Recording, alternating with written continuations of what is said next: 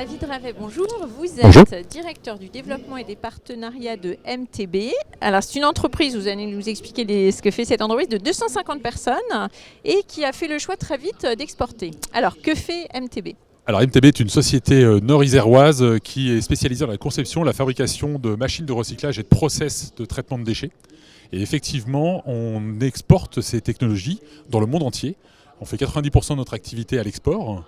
Sachant dans quel qu'on a pays en particulier ? principalement les pays d'Europe, les pays industrialisés. On a une très forte présence en Amérique du Nord, c'est notre premier marché d'export, mais également en Australie, au Japon, dans tous les pays en fait, qui ont des problématiques de gestion des déchets comme les véhicules fin de vie, les déchets électroniques, les métaux, les batteries de voitures aujourd'hui.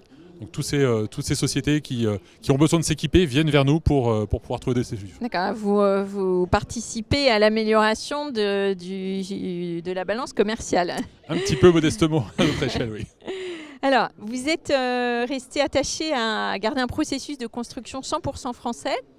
Pourquoi est-ce que c'est important de montrer l'exemple sur ce sujet et puis comment surtout y parvenez-vous ?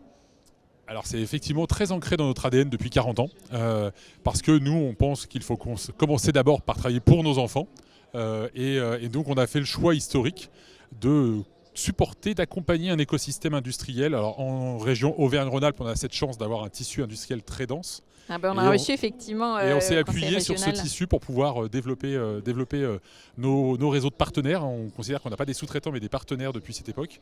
Et c'est ce qui nous a permis comme ça de pouvoir continuer à développer une compétence, un savoir-faire à la française qu'on exporte et qui est reconnu pour sa qualité notamment dans notre domaine, dans les différents pays où on intervient. Parce que vos produits, ce sont des très grosses machines en fait. Alors ça peut être des machines qui vont dépasser parfois 100 tonnes, puisque vous avez par exemple des pré-broyeurs automobiles, donc vous imaginez rentrer une voiture entière dans un broyeur, mais plus généralement on fait des process qui représentent quelques dizaines de tonnes, voire centaines de tonnes de matériel qui sont installés à l'autre bout du monde, transportés pour être opérés par des opérateurs de recyclage.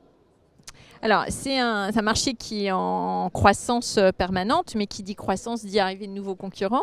Comment est-ce que vous préparez justement à l'émergence possible de nouveaux concurrents ? Alors effectivement, nous, depuis l'origine, on est sur un marché mondialisé, très concurrentiel malgré tout, avec une très forte présence de notamment concurrents germaniques, puisque l'Allemagne a un passé historique industriel très fort, donc on est par contre effectivement au niveau mondial les Européens très reconnus et très en avance dans ces marchés. Et donc on a déjà une concurrence importante, donc nous on a toujours visé le premium et la qualité en fait dans nos productions, donc ça c'est un point important. Et préparer la concurrence à venir, je dirais que les enjeux de recyclage et d'économie circulaire face au réchauffement climatique demandent en fait qu'il y ait le plus d'opérateurs possible, donc on la voit plutôt d'un bon œil, parce qu'en fait on ne pourra pas tout faire nous-mêmes.